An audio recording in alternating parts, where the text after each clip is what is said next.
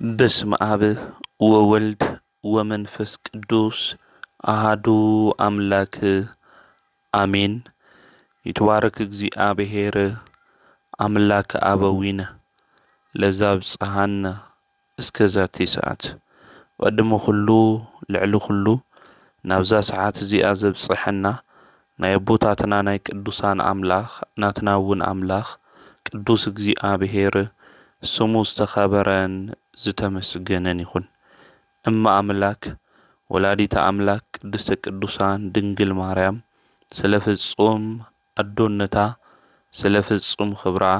خبرن مسجانان يبصحيا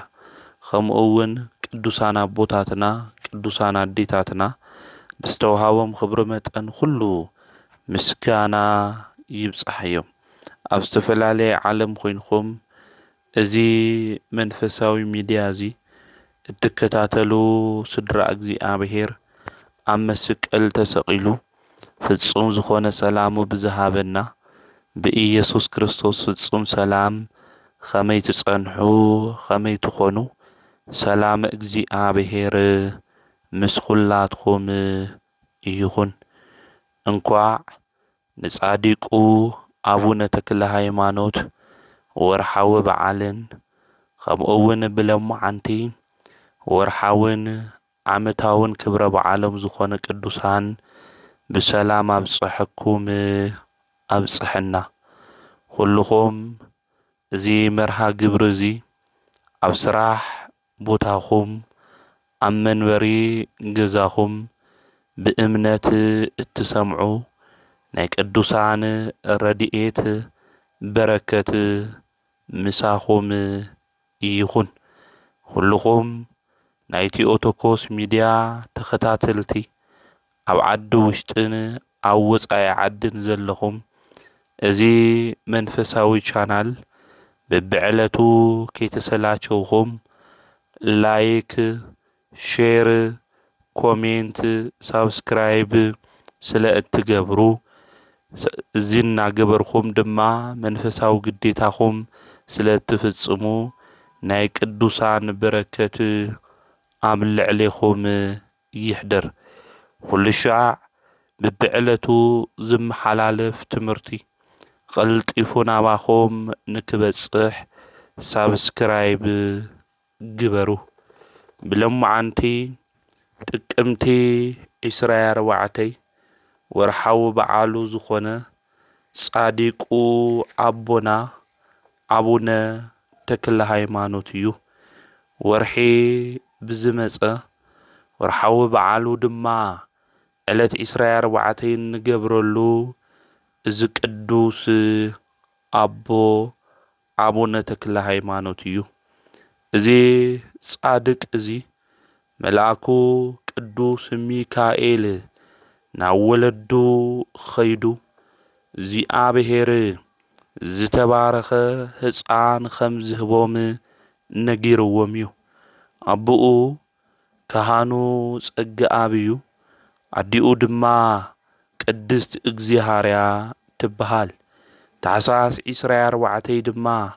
ጻዲቁ አቡነ ተክለ ሃይማኖት ተወሊዶም እዮም ምስተወለዱውን ሽሞም ፍስሃ ጽዮን ተባሂሎም ተጸዊዖም እዮም ምስተወለዱ ኣብ ሳልሳይ መዓልቶም አሃዱ አብ ቅዱስ አሃዱ ወልድ ቅዱስ አሃዱ ውእቱ መንፈስ ቅዱስ ኢሎም ንስላሴ አመስጊኖም እዮም ገና ክውለድን ተለው ንአምላኾም ንቅዱስ እግዚአብሔር ዘመስገኑ ጻዲቅ አቦ እዮም አቡነ ተክለ ሃይማኖት ምስ ዓበዩ ወዲ 15 ዓመት ምስ ኾኑ ድማ ማዕረገ ዲቁና ተቀቢሎም እዮም ማዕረገ ዲቁና ተቀቢሎም በንጽህና በቅድስና ኣብ ቤተ መቅደስ አገልግሎም እዮም ኣብ 22 ዓመቶም ድማ ማዕረገ ቅስና ካብ ግብጻዊ ጳጳስ አቡነ ቄርሎስ ተቀቢሎም እዮም ወለዶም ዘውጽኡሎም ሹም ፍስሃ ጽዮን ዝብል እዩ ተክለ ሃይማኖት ዝብል ሽም ድማ ናይ እግዚአብሔር መልአክ ሊቀ መላእክት ቅዱስ ሚካኤል ዘውፅኦሎም ሹም እዩ እዞም ጻድቅ እዚኦም ምስዕርኽቶም አራዊት ካሃድኑ ናብ ዱር ወይ ከዓ ጫካ ይኸዱ በዚ ዕለት እዚ አምላኽና ቅዱስ እግዚአብሔር ተገሊጹ ጸጋ መንፈስ ቅዱስ ኣብ ልዕሊኡ ድማ አሕደረሉ ናይ እግዚአብሔር መልአክ ንሱ ቅዱስ ሚካኤል ድማ ድሕር ገዲም ሹምኻ ተክለ ሃይማኖት እዩ ዝበሃል ኢሉ ነጊርዎ እዩ አዲስ ሐዋርያ ገይሩ እግዚአብሔር ከምዚ ሾሞ ንብፁዕ ወቅዱስ አቡነ ተክለ ሃይማኖት ጻድቅ ነጊርዎ እዩ አቡነ ተክለ ሃይማኖት ድማ ብንጽህና ብቅድስና ጸኒዖም አምላኾም እግዚአብሔር ድማ አገልግሉ ናይ ዓለም እዚኣ ናይ ገመድ ፍቅሪ ከይሓዞም ዝቀረዩ ጻድቅ እዮም ሰውነቶም ሓቅን ምድላይ እግዚአብሔር ብምፍራህ ዘጌጸት ነበረት ስለዚህ አምላኽና ቅዱስ እግዚአብሔር በንጽህና ኮይኖም ብቅድስና ኮይኖም ኣብ መቀደሱ ካብ ዘገልግሉ ቅዱሳን ጻድቃን ኢልና ድማ ንጽውዖም ኣብ ዓድና ካብ ዝነበሩ ቅዱሳን ሓደ ጻድቁ አቡነ ተክለ ሃይማኖት እዮም አቦኦም የገልግልሉ ኣብ ዝነበሩ ደብሪ ድማ ብርግዓታን ብትሕትናን ኮይኖም እዮም እዞም ጻድቅ እዚኦም ዘገልግሉ ነይሮም ናትና አገልግሎት እንታይ ዝመስል ወገናተይ ብንጽህና ኮይና ከምኡውን ብምርግጋዕን ብትሕትናን መንገዱ ውሽጡ ኮይና ዶ አምላኽና እግዚአብሔር ነገልግሎልና እዞም ጻድቅ እዚኦም ብትሕትና መንፈስ ከምኡውን ብርግዓታ መንገዱ ኮይኖም አምላኾም ቅዱስ እግዚአብሔር የገልግሉ ነበሩ ናይ ሐዋርያት መንገዱ እውን ምኽታል ጀመሩ በክርስቶስ ሽም መከራ ምቕባል ድማ ደለዩ ወንጌል ንምምሃር ንኢየሱስ ክርስቶስ ድማ ሰማይት ንክኾኑሉ በሽሙ ድማ መከራ ንክቕበሉ እዞም ጻድቅ እዚኦም ደለዩ ንሕና ብህይወት ዘመንና ሁሉ ናይ ክርስቶስ ፍቅሪ ኣብ ውሽጥና ኮይኑ ስለናቱ ኢልና ዝሓደግናዮም ነገራት እኒኡና ዶ ይኾኑ እዞም ጻድቅ እዚኦም ዓለም መኒኖም እዮም ናይ ክርስቶስ ፍቅሪ ኣብ ልቦም ስለ ዝነበረ መከራ ድማ ንክቕበሉ ናይ መከራ መስቀሎም ናይ ሞት መስቀሎም ድማ ዝተሸከሙ ጻድቅ እዮም ኣብዚ ዘመን እዚ ናይ መከራ መስቀልና ምሽካም እምቢልና ካብ ኃጢአትን ካብ ስጋዊ ድሌትን موسى أمبيلنا بزي ربح من قد النقعاز بزوحاتنا زوم صادق أبونا زي أمجن وانجيل كمهرو بسم إيسوس كريستوس دما مكرا نقبلو دليو ولدوم زورسوم بزوح حافتنيرو بزوح نبرتنيرو زوم صادق زي أمجن حافتم كله ندخاتات نمسجينات دما حبو ناي ولدوم جزا دما برو تخفيتو حديق مودما وصعو زي صادق زي عبونا تكل هايمانوت منينو دما أملاخو قدوس اجزي آبهير ناوز مرحو كجلجلو نابزخ البوت هادما زي صادق زي منجدي جمره ناي ولدو جزا زنبرلو زعابيلو برو خفيتو كوس انتلو خمزي إيلو دماس اللي نقويتاي ደካማ እየ ሓጋዚ የብለይን ብዘይካ ንስኻ ሓጋዚ የብለይን ስለዚ ኣምላኸይ እግዚኣብሔር ደግፈኒ ንስኻ መጸግዒ ኹነኒ ናይ ወለደይ ገዛ خفيت برك عصوه خمز خدخو خلو ناي منجست سمايات بري خفت اللي إلوم ناقل قلوت منينوم زم صادق زيوم وسقو ملاخيك زيابير حق زن بلو بهيوت زمننا خلو ملاخنا قدوس زيابير نك حق زهنا نسألي لنا دون خون وقناتي نقرات كقودلنا انتلو كنودق كنبل انتلنا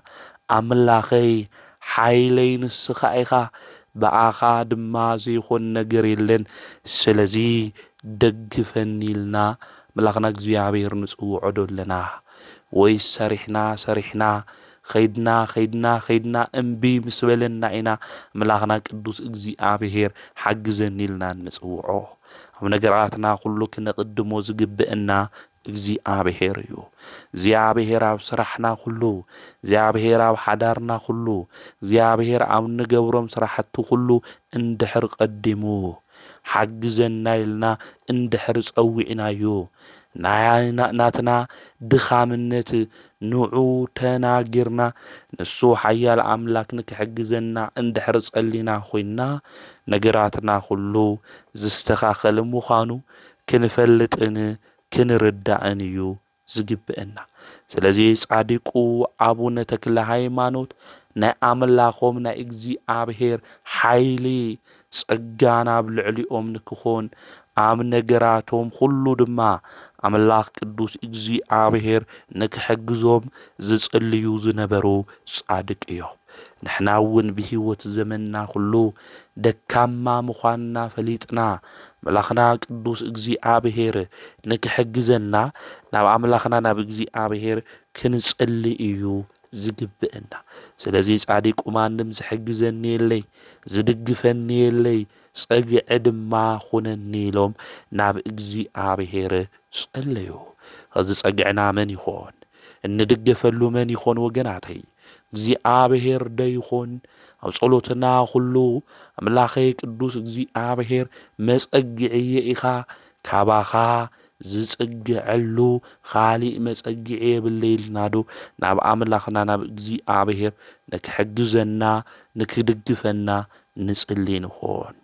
ና ጻዲቁ ቃል እግዚአብሔር ንክዘርኡ አቡነ ተክለ ሃይማኖት መነኑ ካብ ገዝኦም ድማ ወፂኦም ኸዱ ምስ ወፅኡ ድማ ካብ ገዝኦም ንድሕሪት እኳ ተመለሱን እቲ ዘይዓጽውዎ ናይ ኣቦኦም ናዲኦም ገዛ ክዓጽውኒ ኢሎም እኳ ናብ ድሕሪት ተመለሱ ዓለም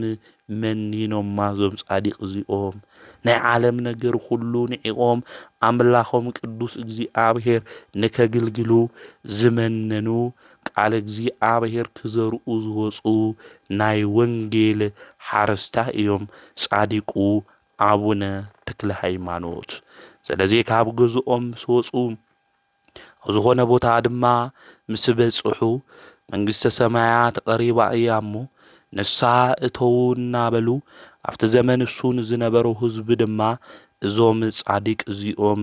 እየምህሩ ነበሩ ብዙሕ ተኣምራት ድማ ገበሩ ብዙሓት ሰባት እውን እግዚአብሔር ናብ ምእማን መንገዲ ድማ መጽኡ ብፍላይ ጣዖታት ዘምልኹ ዝነበሩ ሰባት መድኃኒት እውን ዝቕመሙ ዝነበሩ ኮኾብ ዝቆጽሩ ሰባት መጽሓፍ ዝግልብጡ ሰባት አቡነ ተክለ ሃይማኖት ኣብ ዝነበሩዎ ግዜ በብዝሓት ነይሮም እዮም እዞም ሰባት እዚኦም ድማ ካውዚ እኩይ ዝኾነ ተግባሮም ካብ ኣምልኮተ ጣዖት ንክወፁ ድማ እዞም ጻዲቅ እዚኦም ብትብዓት ኮይኖም ናይ እግዚአብሔር ቃል ድማ የምህሩ ነይሮም ስለ ክርስቶስ ድማ መድኃኒት ናውዚ ዓለም እዚ መጺኡ ከም ዝተበጅወና ከም ዘድሕነና ንሱ ኣምላኽና ምዃኑ ድማ ኣምህርዎም ኣብቲ ዘመን እሱ ዝነበሩ ሰባት ድማ ኣይተቐበልዎምን እሶም ዘምልኽዎ ዓውዪ ኦም ነይሩ እቲ ኦም ድማ ኣፍ ከም ዘለዎ ኮይኑ ኣብ ልዕሊኡ ዝሓደረ ሰይጣን ድማ ኣነ ኣምላክኩም እየ እናበለ ንዓይ ድማ ስገዱለይ እናበለ መስዋዕቱ እውን ንዓይ ሰውኡለይ እናበለ ይናገር ነይሩ እዩ እቲ ህዝቢ ድማ ነቲ ኦም ናብኡ እናኸደ መስዋዕት ድማ ይስውእ ነበረ ሰኣን ፍልጠቶም ኣምላኾም እግዚኣብሔር መን ምዃኑ ዘይምፍላጦም ዝጠፍኡ ብዙሓት ነይሮም እዮም ኣብዚ ግዜ እውን እግዚአብሔር አምላክ መን ምዃኑ ከይፈለጥና እንጠፍእ እኮ ብዙሓት ኢና ህዝበይ ካብ ዘይምፍላጡ ዝተልዓለ ጠፍአ ተባሂሉ ኣብ ቅዱስ መጽሓፍ ተጻሒፉ እዩ አምላኽና ቅዱስ እግዚአብሔር ከይፈለጥናዮ እንጠፍእ ብዙሓት ኣብዚ ግዜ እዚ እኒአና ኢና እግዚአብሔር ብፍቅሪ ንበሩ ይልና እግዚአብሔር በሰላም መንገዲ ተመላለሱ ይልና እግዚአብሔር ካብ እኩይ መንገዲ ውፁ ይልና ኃጢአት ድማ ኣይትስሩሑ ኢሉ እግዚአብሔር አዚዝና እዩ ስለዚ ካብ እኩይ መንገዲ ክንወፅ እግዚአብሔር ዝዘና ንሕና ግን ኣብዚ ዘመን እዚ ዝተዓዘዝናዮ ነገር ገዲፍና ዘይተዓዘዝናዮ ነገር እንፍጽም ኃይል እግዚአብሔርን መንገዲ እግዚአብሔርን ዝጠፍአና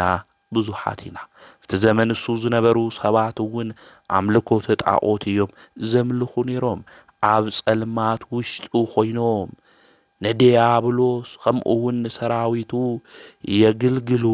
ይምብርከኹ ድማ ነበሩ እዚ ክገብሩ እንተለው ጻድቁ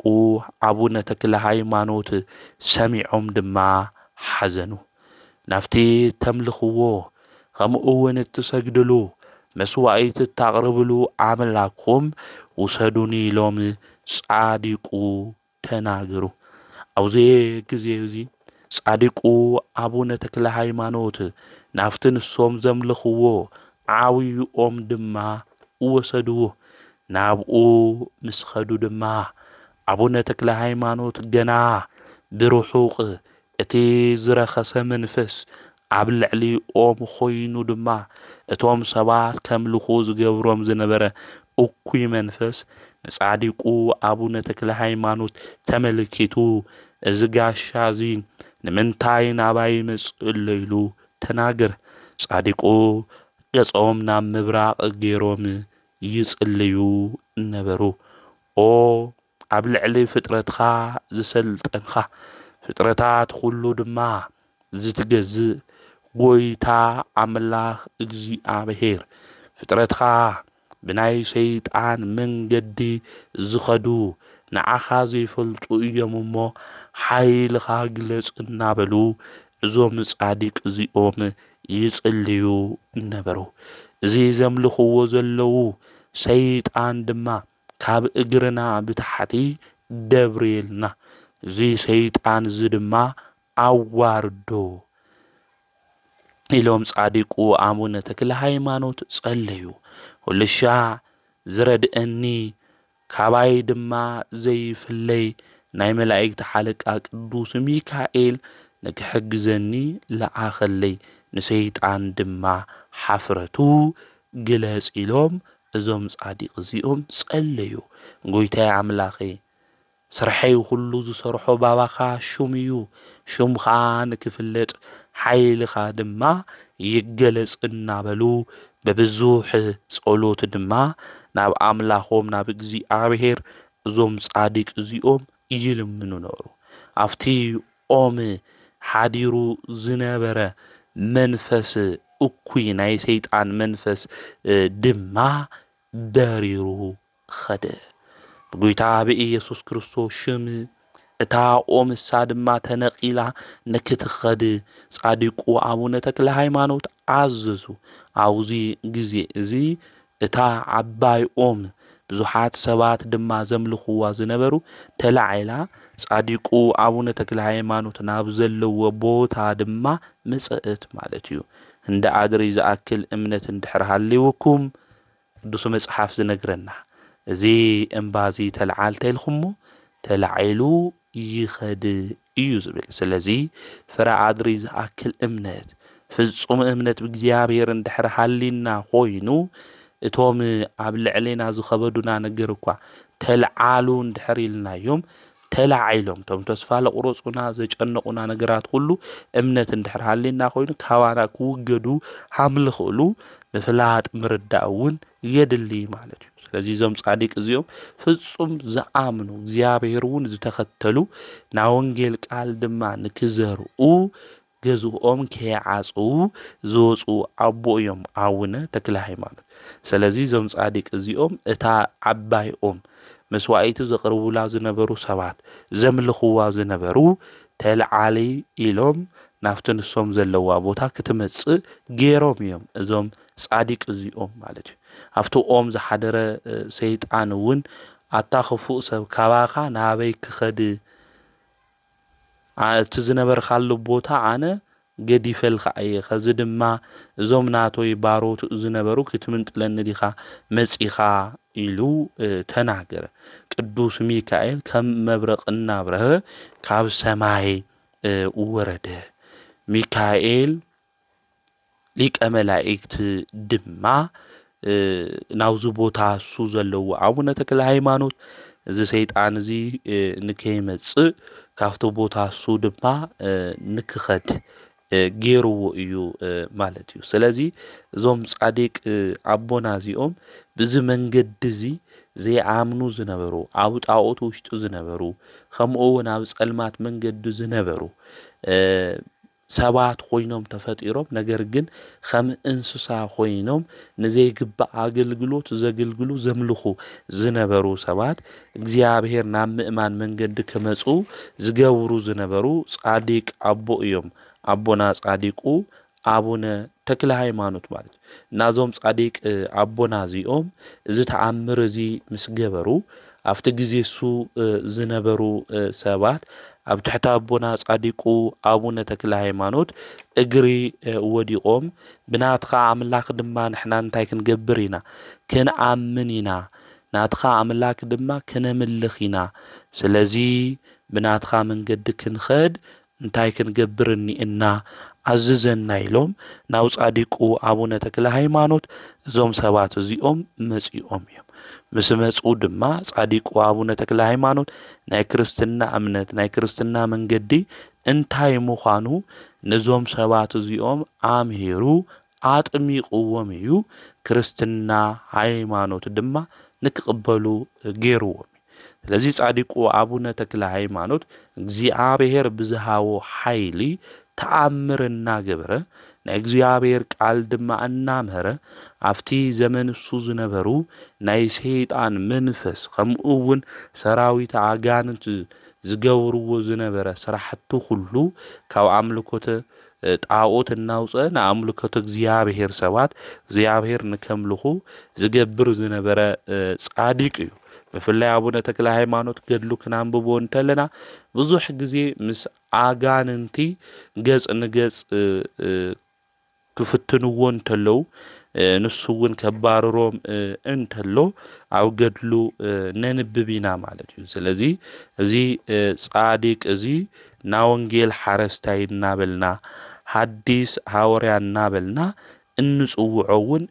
ንዙ እዩ እዚ ጻዲቅ እዙውን ብዝነበሮ አገልግሎት ሁሉ ናይ እግዚአብሔር መልአክ ናብ ሰማይ ወሲዱ ወልከ ሐም ቅዱስ ጳውሎስ እስካብ ሳልሳይ ሰማይ ሐምለኸዶ ሁሉ እዚ ጻዲቅ እዙውን ናይ እግዚአብሔር መልአክ መጽኡ ወሲዱዎ ምስ ሱራፊኤል እስራኤል 4 ካህናተ ሰማይ እንውሎም ሱራፊኤልና እንጽውዖም መበል 25 ኮይኑ ለእግዚአብሔር አምላክ ድማ አመስግኑ እዩ እዚ ጻዲቅ እዚ ማለት ስለዚህ ጻዲቁ አቡነ ተክለ ሃይማኖት ጽድቁ እስካባውዚ ዝበጽሐ አቦ እዩ ማለት እዩ ስለዚህ እዚ አቦና እዚ በሃምዝ ዝበለ አገልግሎት እናገልገለ ናብ ዳሞቱን ኸይዱ እዩ አው ዳሞት ዝነበረ መቶሎኒ ዝበሃል ንጉስ ነይሩ እዩ እዚ ንጉስ እዚ ካድ ዝነበረ ንጉስ እዩ በእግዚአብሔር ድማ ከአምን ገይሩዎ እዩ እዚ ጻዲቅ እዚ አቅዲሙ መቶሎኒ ናብኡ ልክመጽእ ገይሩዎ ነይሩ እዩ ጻዲቁ ናብኡ ምስ ኸደ እዚ ንጉስ እዚ ምስ ረኸቦ ናብ ገደል ንክጸድፍ እዩ ገይርዎ ነይሩ። ነገር ግን ዝኩሉ መከራ እኳ ተብጽሕሉ ጻዲቁ ናይ ፍቕሪ ኣቦ እዮም። እግዚአብሔር ፍቅሪ ሃም ዝኾነ ቅዱሳን እውን ብናይ ፍቅሪ መንገዲ ዝጓዓዙ እዮም። ኣብ ልዕሊኦም መከራ ንዘብጽሕሎም ሰባት እኳ ዝጽልዩ እዮም። ቅዱሳን ኣቦታትና ኣዴታትና ህይወቶም ክንፍትሾ ክንሪኦ እንተለና ከምኡ እውን ምሕረት ዝገብሩ ይቅርታ ዝገብሩ እዮም ቅዱሳን ኣቦታትና ኣዴታትና እና ነቲ መከራ ኣብ ልዕሊኡ ዘብጽሕሎም መቶሎሚ ንጉስ ኣብ ልዕሊኡ ዝነበረ ዝህውኾ መንፈስ ነይሩ እዩ። ተመንፈስ እሱ ካብ ልዕሊኡ ኣርሒቁሉ ብክርስትና ሃይማኖት እውን ንከኣምን እዞም ጻዲቅ እዚኦም ገይሮሞ እዮም። ከምኡ እውን ጻዲቁ ኣቦና ናብ ዝተፈላለየ ቦታታት ብምኻድ ካብ ቅዱሳን ኣቦታት በረከት ተቐቢሎም ከምኡ እውን ናብ ዝኸድዎ ቦታ ሁሉ እናባረኹ እናጸለዩ ወንጌል ዘምህሩ ኣቦና እዮም። ኣብ ደብረ ዳሞ እውን ኸይዶም እዞም ኣቦና እዚኦም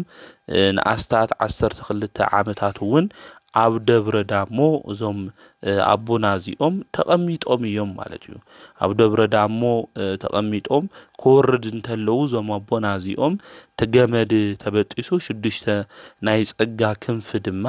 ተዋሂብዎም እዩ። ሓደ ሰባት ከመይ ኢሎም ደቂ ሰባት ክንፍ ክበሃዎም ይኽእል ኢሎም ዝናገሩ ሰባት እኒአው እዮም። ኣብ ትንቢተ ኢሳይያስ ምዕራፍ 40 ቁጥር 31 ግን እቶም ብኡ ዝኣምኑ ተስፋውን ገይሮም ዝጽበዩ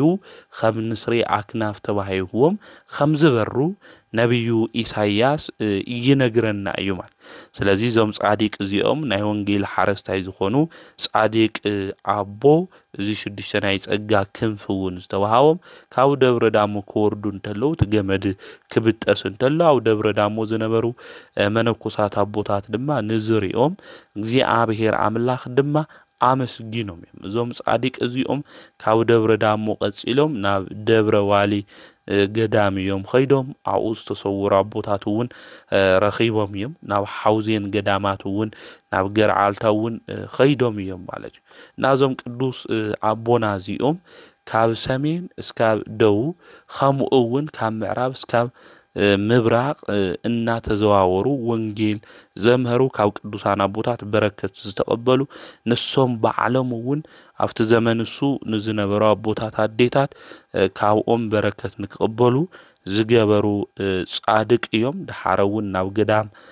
ኣስቄጥስ እዞም ኣቦና እዚኦም ኸይዶም እዮም። ኣብ መወዳእታ ግን ብዙሓት ነፍሳት ካብ ኣምልኮተ ጣዖት ኣውፂኦም ምስ ኣጋንንት እውን ገጽ ብገጽ ተዋጊኦም እዞም ኣቦ እዚኦም ብእግዚአብሔር ሓይሊ ስዒሮም ኣብ መወዳእታ እንታይ ኢሎም ንባዕለይ ንነብሰይ የጸለይኹ ወዮ ለነብሰይ ኢሎም እዞም ጻዲቅ ኣቦ እዚኦም ተናጊሮም እዮም። ቅዱሳን ረኣይዎም ትሕትኖም ንሕና ዝኾነ ንእሽተይ ነገር ተተዋሂውና ተኣምር ንገብር እንድሕር ኮይና ሰዓል ዝፍውስ እግዚአብሔር ጥበብ ተልህበና እኮ ናይና ትዕቢትና ብዙሕ እዩ ማለት እዩ። ኣነ እኮ ጻዲቅ ስለልኾንኩ እግዚአብሔር ዝገይርለይ ብመዓልቲ ብለይቲ ስለልጽልይ ናብ መቅደሱ ስለልኸድ ዝገይርለይ ኢልና ትዕቢትና ብዙሕ እዩ ናይና። ቅዱሳን ግን ክንሪኦም እንተለና ኣጋንንቲ ከባረሩ እንተለዉ ድውያን ክፍውሱ ሙታን እኳ ከልዕሉ እንተለዉ ለነብሰይ ግን ምንም የገበርኩ ወዮ ነብሰይ እናበሉ ዝጽልዩ ብትሕትና መንገዲ ድማ ከምዚ ኢሎም ዝልምኑ ኣቦታትና እዮም። ድሓር እውን እዞም ጻዲቅ እዚኦም ናብ ደብረ ሊባኖስ እዮም ኸይዶም ባባ ሊባኖስ 40 ዓመት ዝጸንሑ ኣቦ ብናዮም ሹም እዩ ተሸይሙ ድሓር ናብ ትግራይ እዮም ኸይዶም እዞም ጻዲቅ እዚኦም ገዳሞም እውን ኣብ ትግራይ እዩ ዘሎ። ብሽሞም ግን 40 ዓመት እዚ ዝተጋደሉሉ ስለልኾነ እዚ ቦታ እዚ ደብረ ሊባኖስ ተባሂሉ ብኦም እውን ተጸዊዑ እዩ ማለት። ስለዚ ናብቲ ቦታ እሱ እዞም ጻዲቅ እዚኦም ክኸዱ እንተለዉ ሃራስ ዝተባሃለ ሓደ ጠንቋሊ እቲ ቦታ እሱ ሒዝዎ ነይሩ ማለት እዩ። እዚ ጠንቋሊ እዚ ናይ የግዝኣት ኢሉ እቲ ቦታ እሱ ሒዝዎ ነይሩ። እቶም ጻዲቅ እሶም ናብኡ ምስ ኸዱ ግን እዚ ጠንቋሊ እዚ ካብቲ ቦታ እሱ ናብ ካሊእ ቦታ ለቂቁ ኸይዱ እዩ። ኣቦና እውን እቲ ቦታ እሱ ደብረ ሊባኖስ ባሪኾሞ በዓቱውን ገይሮም ብዙሓት መነኮሳቱውን ናብኦም ተኣኪቦም መጽኦም አቦና ድማ ናይ ድንግል ማርያም ታቦት እትዮም መቅደስ ድማ አፍቲ በዓትሱ ሰሪሖም እዮም ማለት እዩ ብጸሎቶም እውን ብዙሓት ሰባትና መጹ ይፍወሱ ነይሮም እዮም ካብ ጸሎቶም ኃይል ዝተልዓለውን ካብቲ በዓቲ ጸበል ወጽኡ እዩ ማለት እዩ እስካብ ኸዚ ናይ ተክለ ሃይማኖት ማይነ ተባሃለ ይጽዋዕ እዩ ኣብ ደብረ ሊባኖስ ማለት እዩ እና እዞም አቦና እዚኦም ዝንኦም ዝሰምዑ ናይ መንኩስና አርዖት ክሽከሙ ብዙሓት ናብኦም መጽኦም እዮም እዞም ጻዲቅ አቦና እዚኦም 29 ዓመት ኣብ ደብረ ሊባኖስ ጸኒሖም ሰውነቶም ድማ ደኺሙ ኣብ በዓቲ ኣትዮም ጸልዮም እዮም ክጽልዩ እንተለው እዞም ጻዲቅ አቦና እዚኦም ጠጠው ኢሎም ካብ ጸሎቶም ብዙሓት ዝተለዓለ ሓንቲ እግሮም ታይ ኮይና እያ ማለት እዩ ተሰይራ እያ ማለት በሓንቲ እግሮም ኮይኖም ድማ እዞም ቅዱስ አቦና እዚኦም 7 ዓመት ጸልዮም እዮም እዚ ተአምር እዩ ነዚ ኢና ገድሊ ተአምር ኢልናውን እንጽውዖ ማለት ከአይምሮ ብላዕሊ ካብ ደቂ ሰባት አይምሮ ብላዕሊ ስለልኾነ እዩ ማለት ንዓና ዘይተኻለ ናይ እግዚአብሔር ቅዱሳን ዝኾኑ ንዑ ዝተኸተልዎ በሐቅ መንገድን ዘገልገልዎ እግዚአብሔር ብዙሕ ተአምር ይገብር ንሕና ስለለይ ንኽእሉ ኣብ ገድላት ዝተጻሓፈ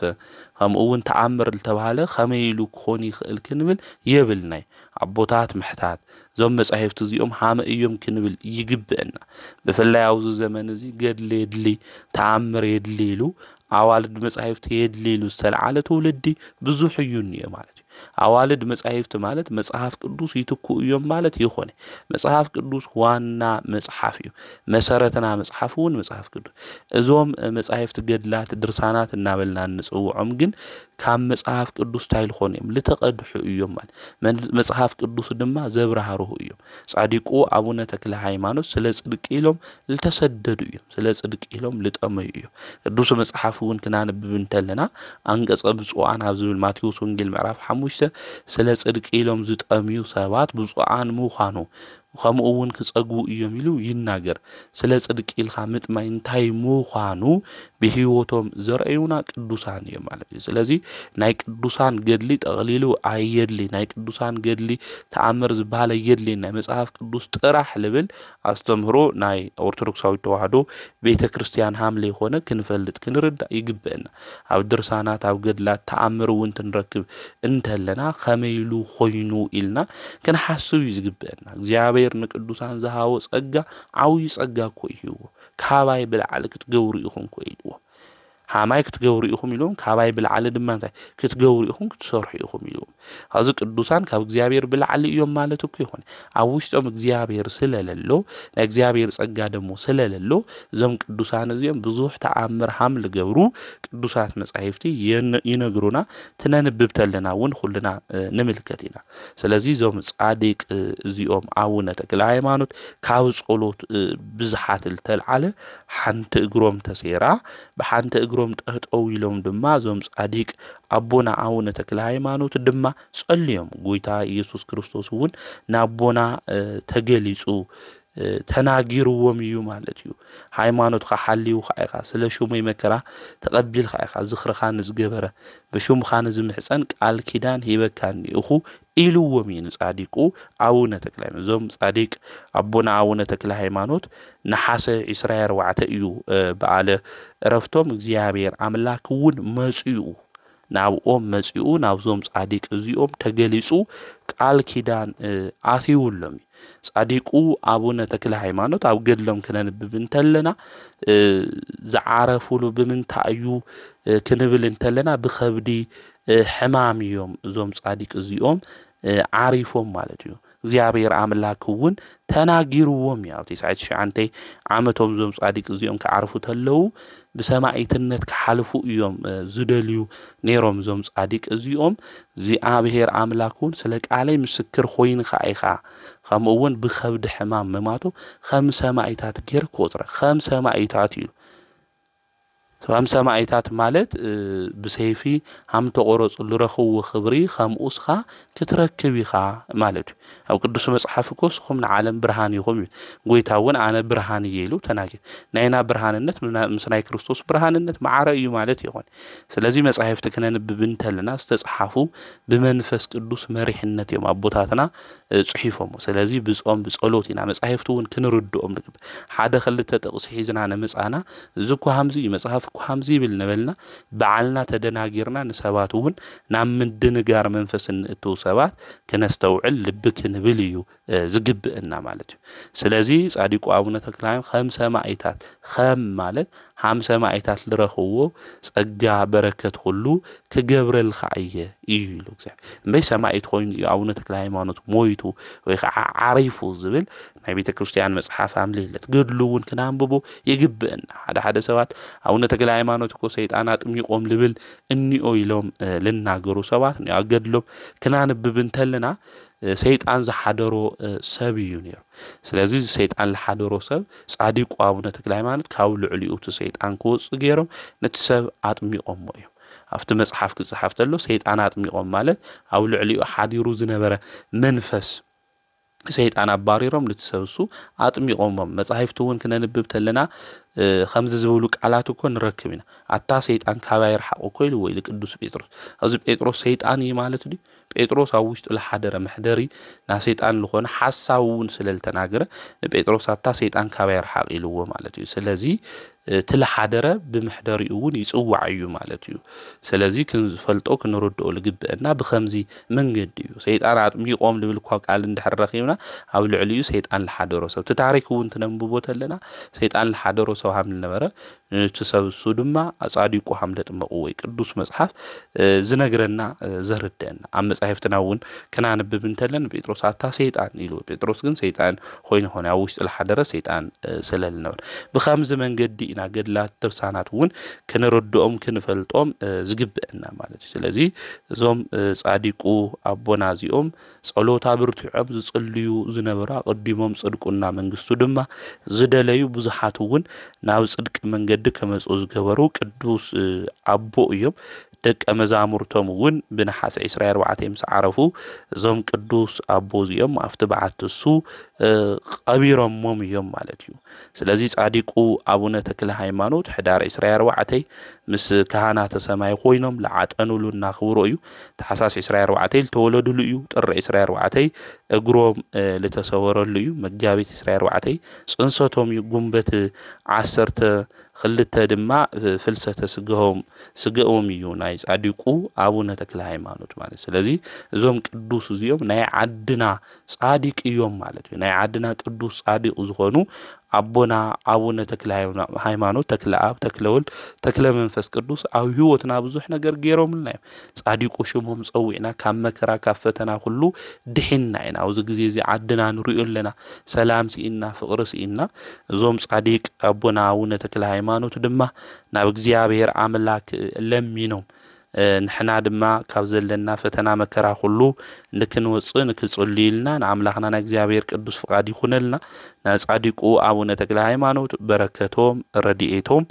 አማላድነቶም ምስቁልና ህዝበ ክርስቲያን ይኹን ኸምኡውን ብለሙዓንቲ ጥቅምቲ 24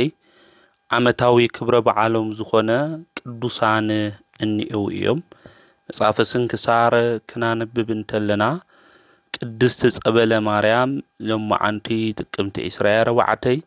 እንዝክረላ በዓል ምዃኑ መጽሐፈ ስንክሳር ይነግረና እዩ እዛ አዶ እዚኣ ብፍላይ ድማ ጎይታና መድኃኒትና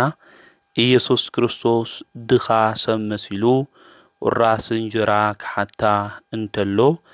ዝመገበቶ ዝሃበቶ እያ ድሓርውን ዝሓዘለቶ እያ ዛ አዶ እዚኣ ላውዝ ክብር እዚ ልበቅዐት አዶ ብለሙዓንቲ በዓላ ምዃኑ ቤተ ክርስቲያን ተምህረና እያ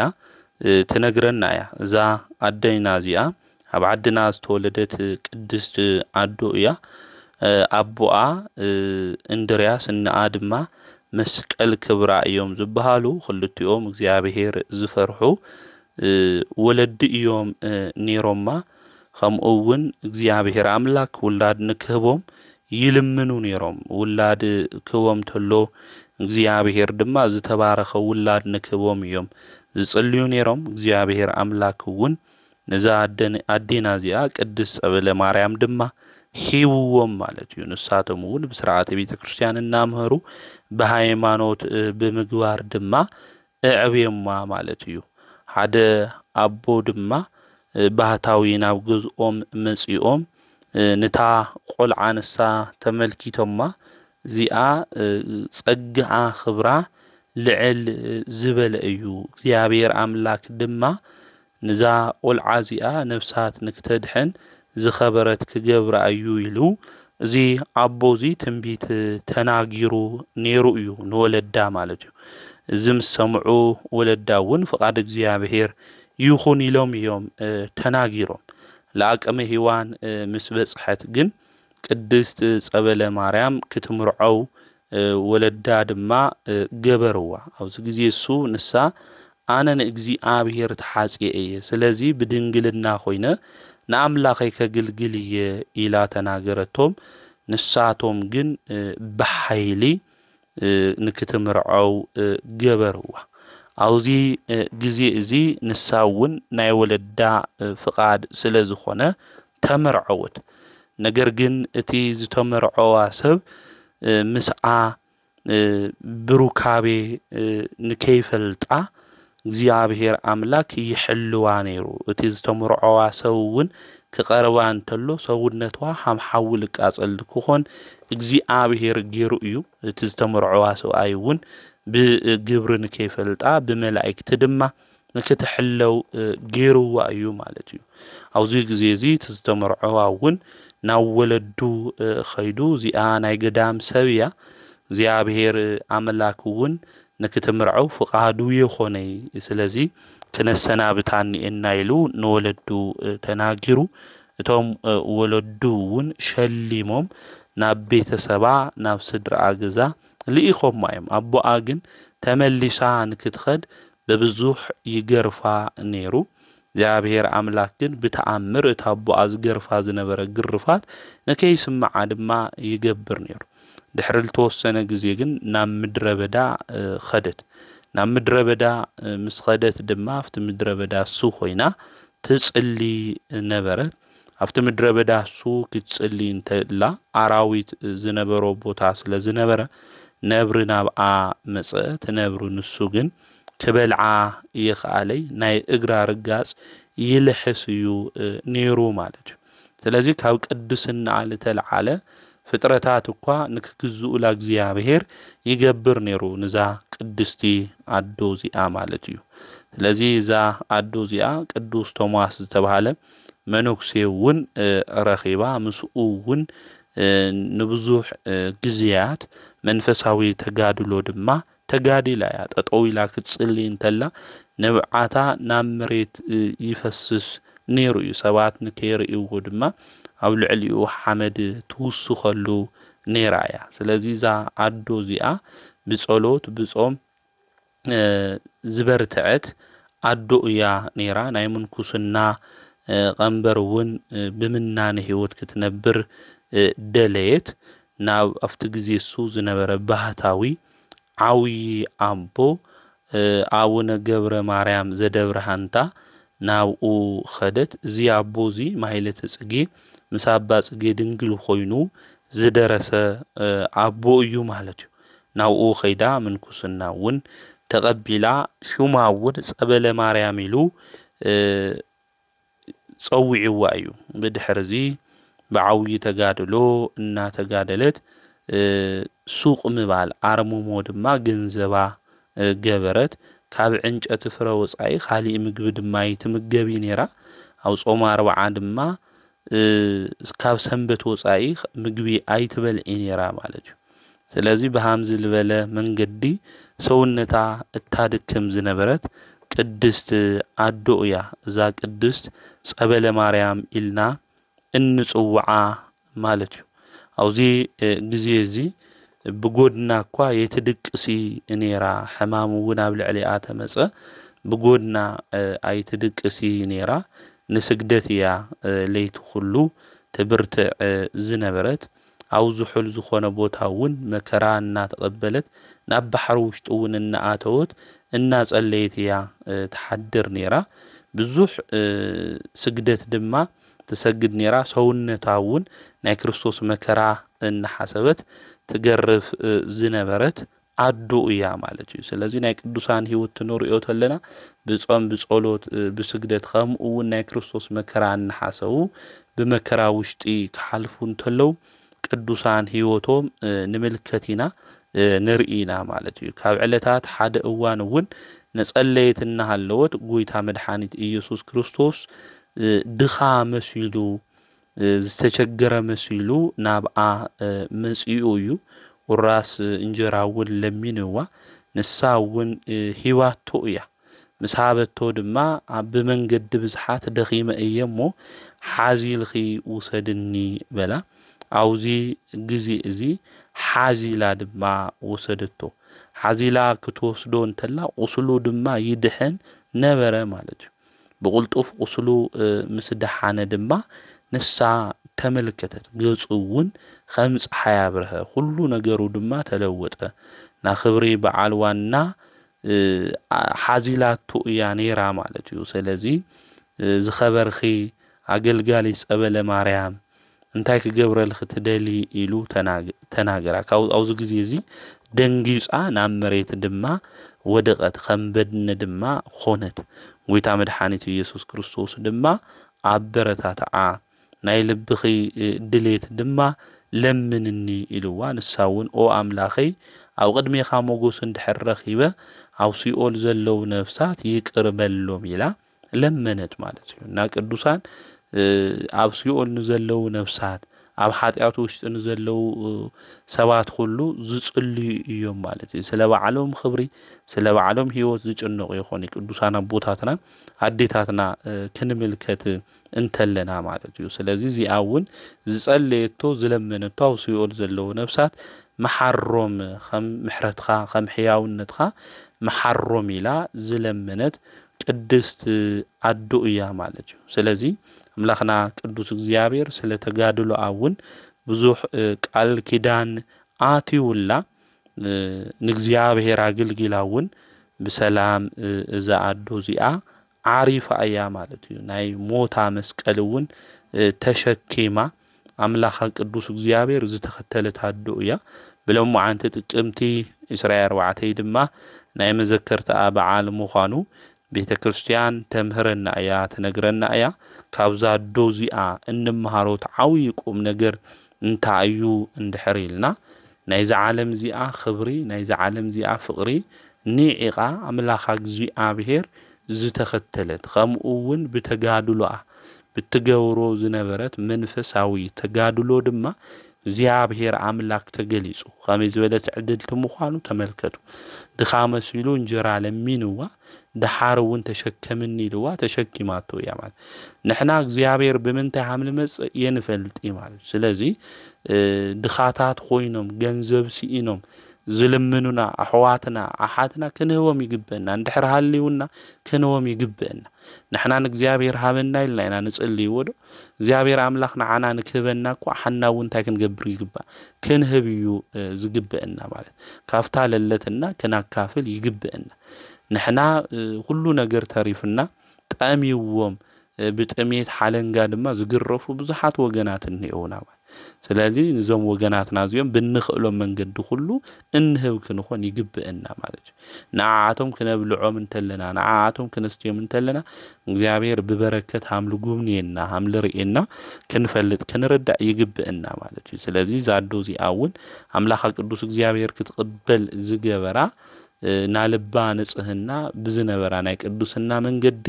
ከምኡ ነብልዕነት ብላተሎ ድኻ መስይሉ ንሳውን እሺ ላምግብ ህይዋቶ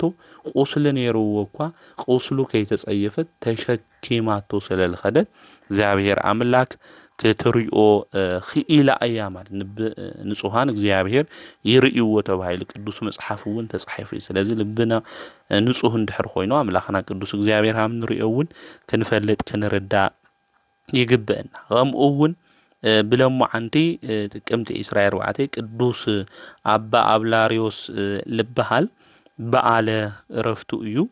زي أبوزي منوكسي إيو أبغازا زبهال عد إيو توليدو ولدو أرماويان يوم እግዚአብሔር ዘምልኹ ማለት እዩ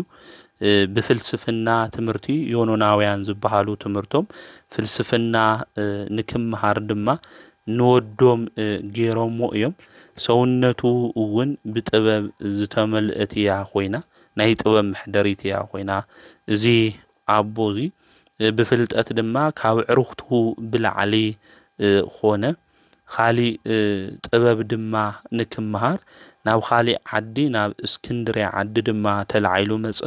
أو اسكندريا زنبرو فلسفاتات ناي طبب ممران دما كابኦም تمرتي تماهيرو بدحريو جن حدا أوان نبي تكريستيان تمرتن كمهار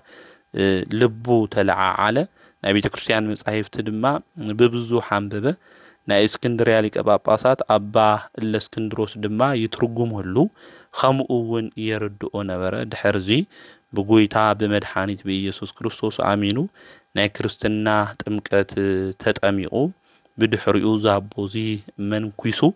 بمنكسن حجز أنيعو تجادلو أون تجادلو نعبا أنطونيوسم خيدو منفساو زخونة الرفات سراح إنا سرحة تماهيرو مسؤوم ون بزوح ورحي تقميت أيو مالتو ولدو 5 موتو مسامع دما خيدو زحادقلو جنزو خلو ندخاتات مسجينات دما مسؤويتو أيو مالتو بدحر دما ناو سوريا قدامات ناب حاديو آتيو بصوم بصولوت بسجدت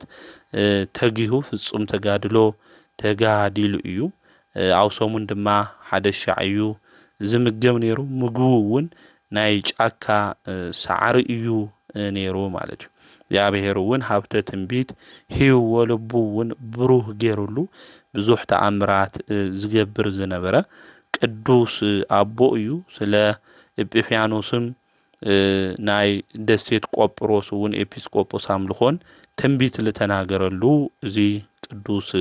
أبوزي إيو مالتي سلازي زي قدوس أبوزي قدوس يوحنس أفورق ون عمس جينوويو قدوس باسيليوس ون عمس عيفتو سلازي أبوزي عمس جينوويو كفلسفنا عالم مسيئو كامناي طبب عالم مسيئو እግዚአብሔር ላምምላኽ መንገድ መጽ በፍጹም ቅዱስና በንጽህና ሆይኑ ዘገልገለ አቦ ስለዝኾነ ቅዱሳት አቦታት ድማ መጻሕፍቶም ስለዚ ኽብሪን ታይሙ ኻኑ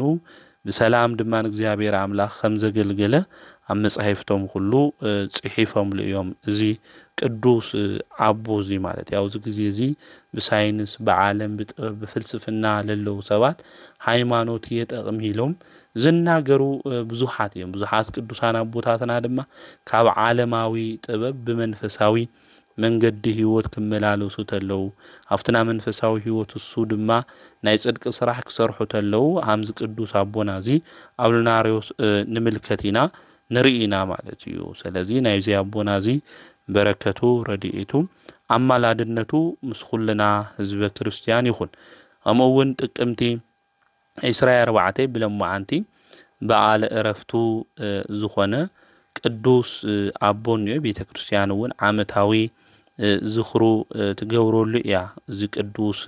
أبوزي مفكرين ديان أبا زغروم زبحاليو زي أبوزي أبوو غريزنس أجاز تبحاله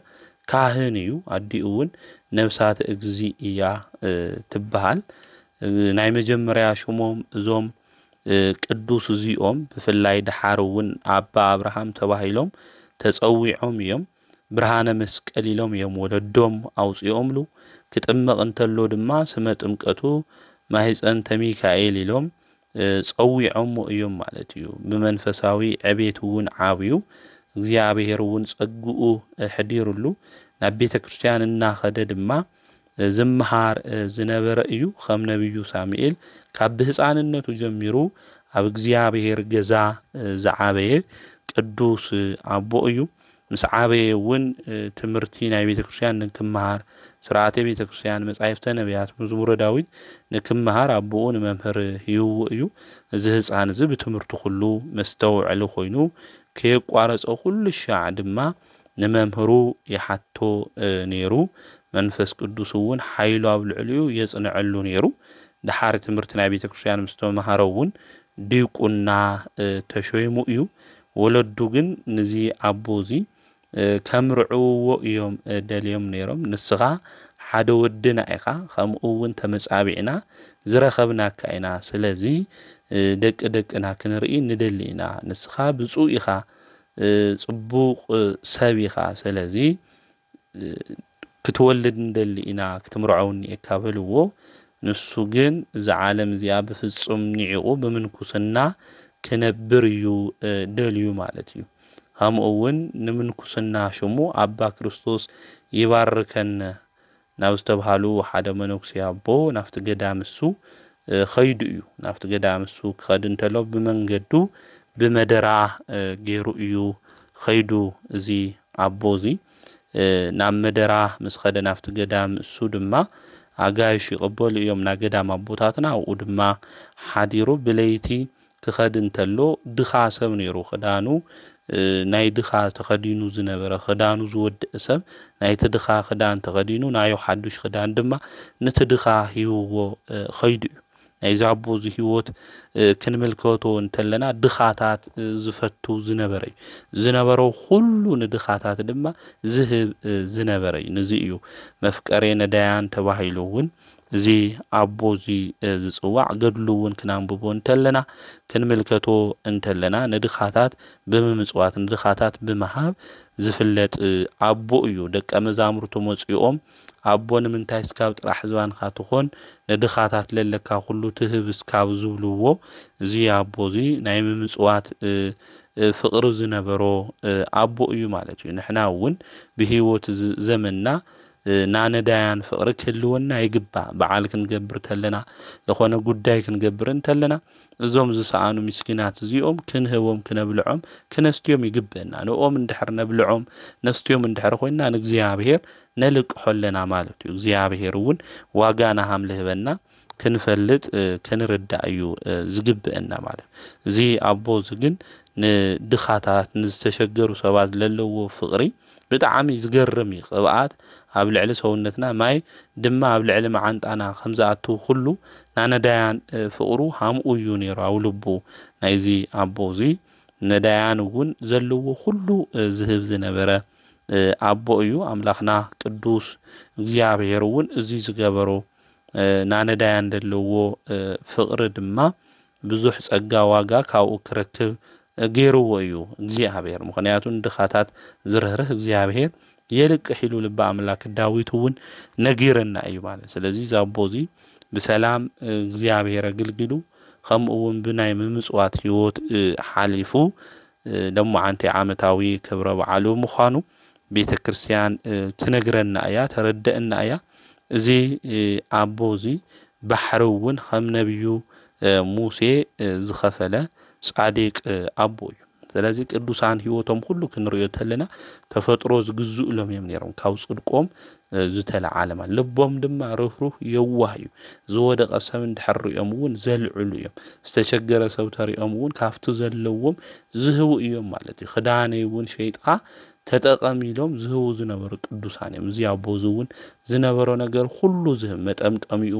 ክዳኑ ሁሉ ነገር ሸይጥኩም ተጠቀሙ ነበለ ዝህብ ዝነበረ ቅዱስ አቦ እዩሞ ብለሞ አንተ ጥቅምት እስራኤል ወዓተይ ዓመታዊ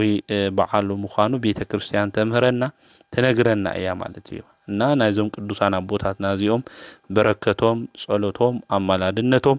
ምስኹልና ህዝበ ክርስቲያን ይሁን ዘምህረና ዝግስጸና ናይ አቦታትና አምላክ ቅዱስ እግዚአብሔር ስሙ ተከበረን ተመስገነን ይሁን ወስብሐት ለእግዚአብሔር ወላዲቱ ድንግል